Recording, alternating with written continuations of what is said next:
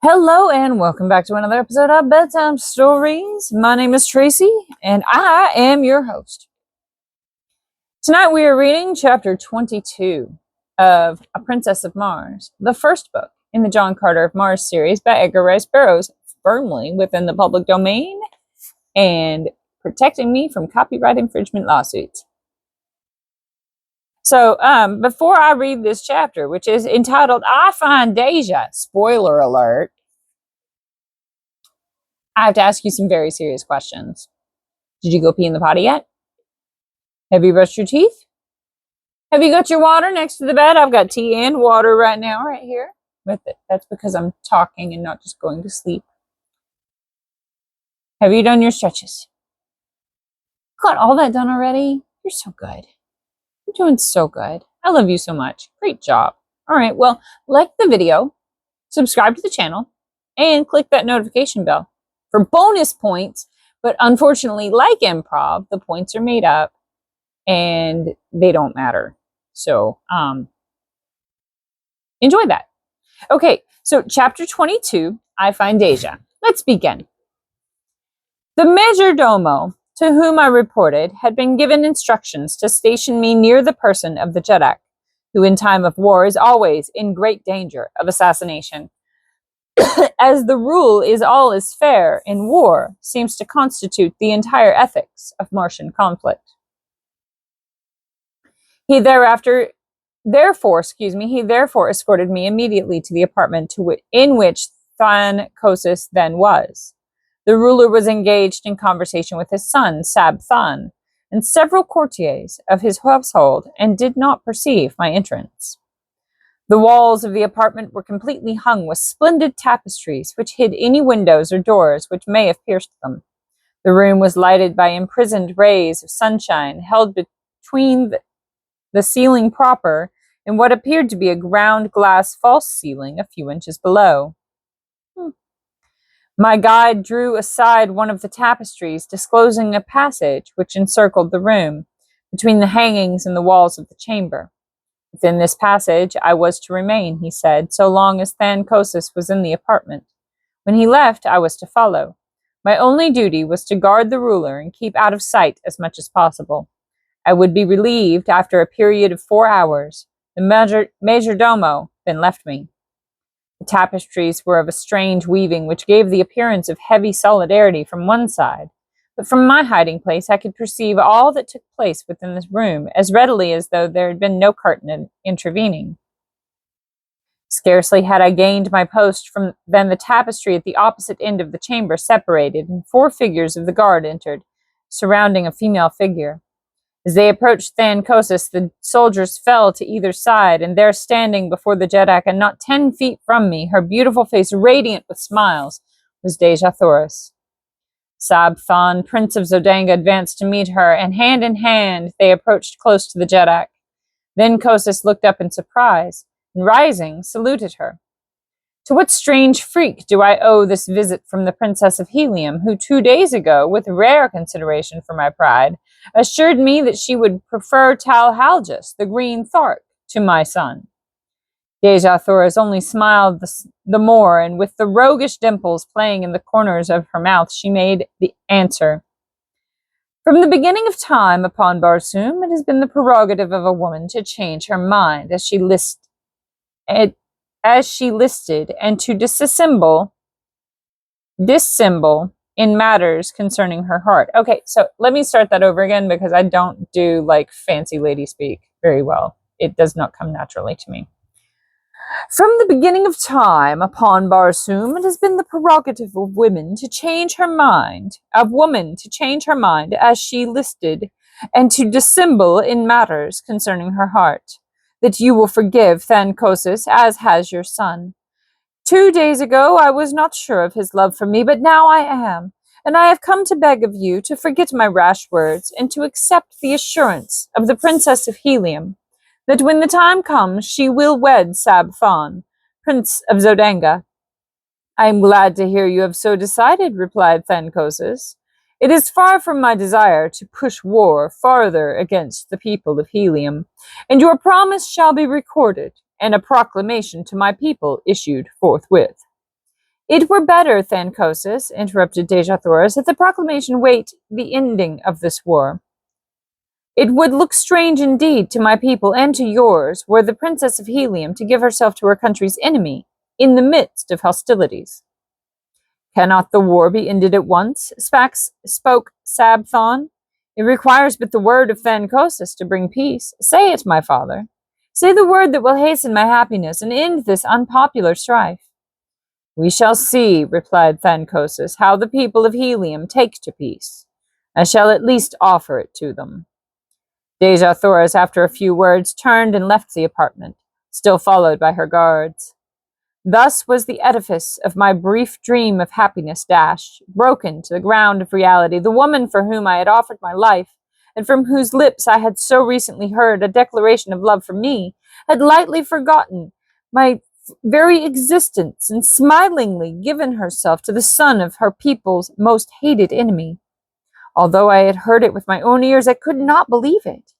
I must search out for her apartments and force her to repeat the cruel truth to me alone before I would be convinced, and so I deserted my post and hastened through the passage behind the tapestries toward the door by which she had left the chamber. Slipping quietly through this opening, I discovered a maze of winding corridors, branching and turning in every direction. Running rapidly down first one and then another of them, I soon became hopelessly lost, and was standing panting against a side wall when I heard voices near me. Apparently they were coming from the opposite side of the partition, against which I leaned, and presently I made out the tones of Dejah Thoris. I could not hear the words, but I knew that I could not possibly be mistaken in the voice. Moving on a few steps, I discovered another passageway, at the end of which lay a door. Walking boldly forward, I pushed into the room only to find myself in a small antechamber, in which there were the 4 guards who had accompanied her. One of them instantly arose and accosted me, asking the nature of my business. I am from Thancosis, I replied, and wish to speak privately with Dejah Thoris, Princess of Helium. And your order? Asked the fellow. I did not know what he meant, but replied that I was a member of the guard, and without waiting for a reply from him, I strode toward the opposite door of the antechamber, behind which I could hear Dejah Thoris conversing. But my entrance was not to be so easily accomplished. The guardsman stepped before me, saying, No one comes from Thancosis without carrying an order or the password. You must give me one or the other before you may pass. The only order I require, my friend, to enter where I will, hangs at my side, I answered, tapping my long sword. Will you let me pass in peace, or no? For reply, he whipped out his own sword, calling to the others to join him, and thus the 4 stood, with drawn weapons, barring my further progress. You are not here by the order of Thancosis, cried the one who had first addressed me, and not only shall you not enter the apartments of the Princess of Helium, but you shall go back to Thancosis under guard to explain this unwarranted temerity. Throw down your sword, you cannot hope to overcome 4 of us, he added with a grim smile. My reply was a quick thrust, which left me but 3 antagonists, and I can assure you that they were worthy of my mettle. They had me backed against the wall in no time, fighting for my life. Slowly, I worked my way to a corner of the room where I could force them to come at me only one at a time, and thus we fought upward of 20 minutes, the clanging of steel on steel producing a veritable bedlam in the little room. The noise had brought Dejah Thoris to the door of her apartment, and there she stood throughout the conflict with Sola at her back, peering over her shoulder. Her face was set and emotionless, and I knew that she did not recognize me, nor did Sola. Finally, a lucky cut brought down a second guardsman, and then with only two opposing me, I changed my tactics, and rushed them down after the fashion of my fighting that had won me many a victory. The third fell within 10 seconds after the second, and the last lay dead upon the bloody floor a few moments later. They were brave men and noble fighters, and it grieved me that I had been forced to kill them, but I would have willingly depopulated all of Barsoom, could I have reached the side of my Dejah Thoris in no other way.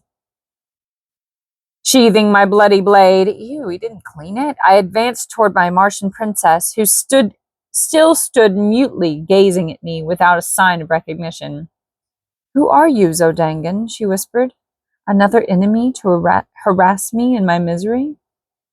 I am a friend, I answered, a once cherished friend. No friend of Helium's princess wears that medal, she replied, and yet that voice, I've heard it before. It is not, cannot be, no, for he is dead. It is, though, my princess, none other than John Carter, I said. Do you not recognize me, even through paint and strange metal, the heart of your chieftain? Do you not recognize, even through paint and strange metal, the heart of your chieftain? As I came close to her, she swayed toward me with outstretched hands, but as I reached to take her in my arms, she drew back with a shudder and a little moan of misery. Too late! Too late, she grieved. Oh, my chieftain that was, and whom I thought dead, had you but returned one little hour before, but now it is too late, too late. Do you mean, Dejah Thoris, I cried, that you would not have promised yourself to the Zodangan prince had you known that I lived? Think you, John Carter, that I would give my heart to you yesterday and today to another?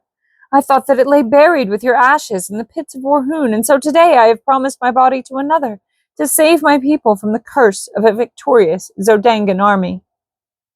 But I am not dead, my princess. I have come to claim you, and all Zodanga cannot prevent it. It is too late, John Carter. My promise is given, and on Barsoom that is final. The ceremonies which follow later are but meaningless formalities.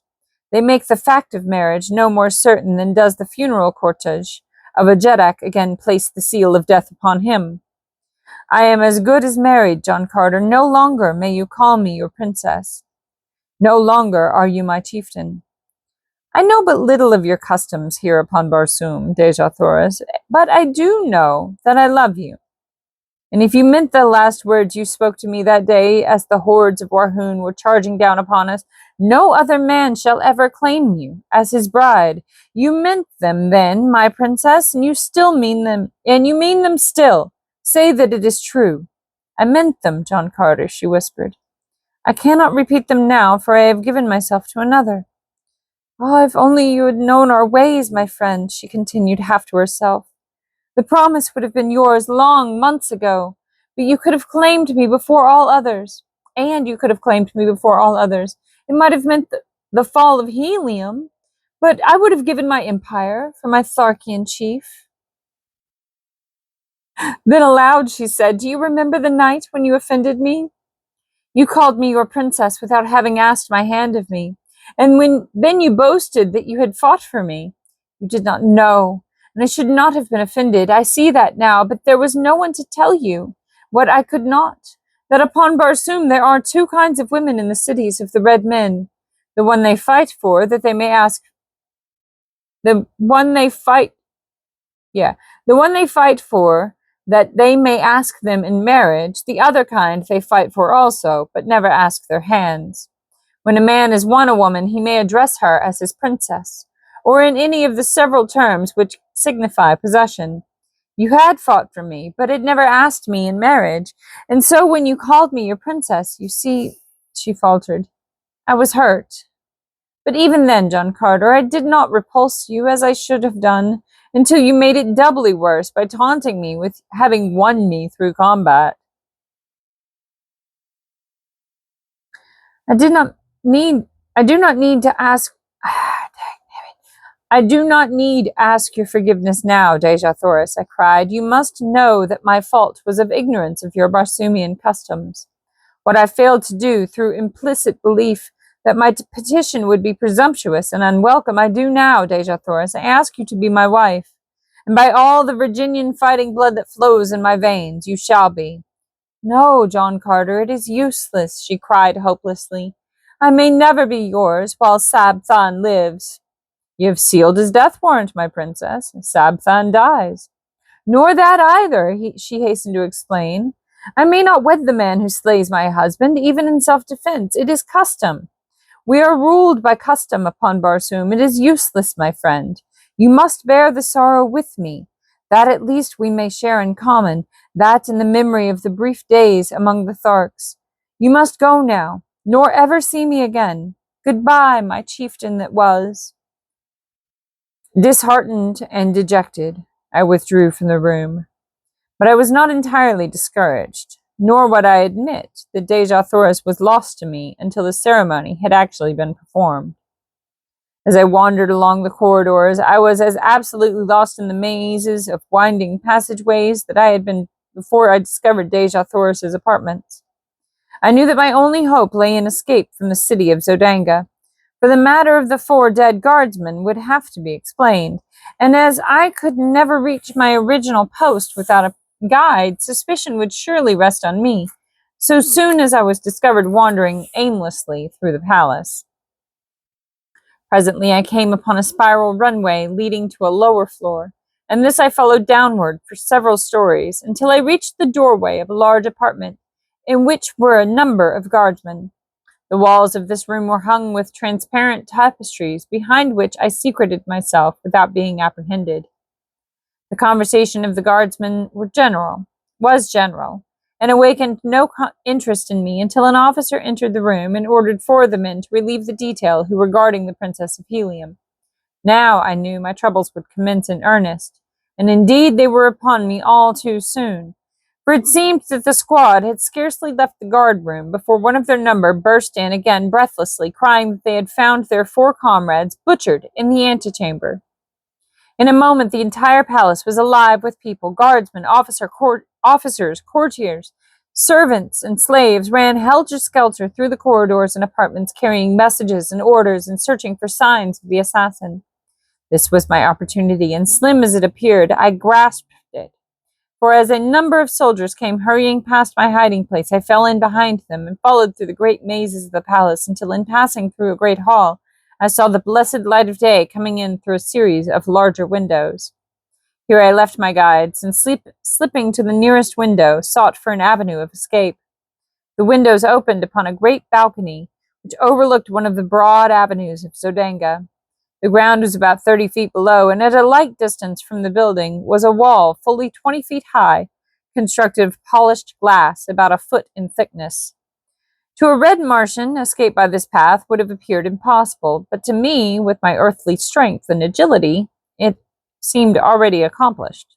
My only fear was in being detected before darkness fell, for I could not make the leap in broad daylight, while the court below and the avenue beyond were crowded with Zodangans.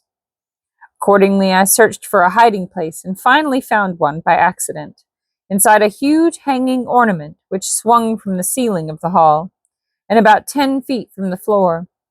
Into the capacious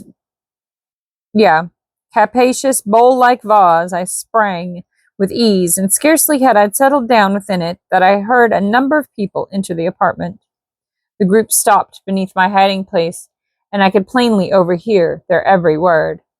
"It is the work of Heliumites," said one of the men. "Yes, O Jeddak, but how had they access to the palace? I could believe that even with the diligent care of your guardsmen, a single enemy might reach the inner chambers, but how a force of 6 or 8 fighting men could have done so unobserved is beyond me. We shall soon know, however, for here comes the royal psychologist."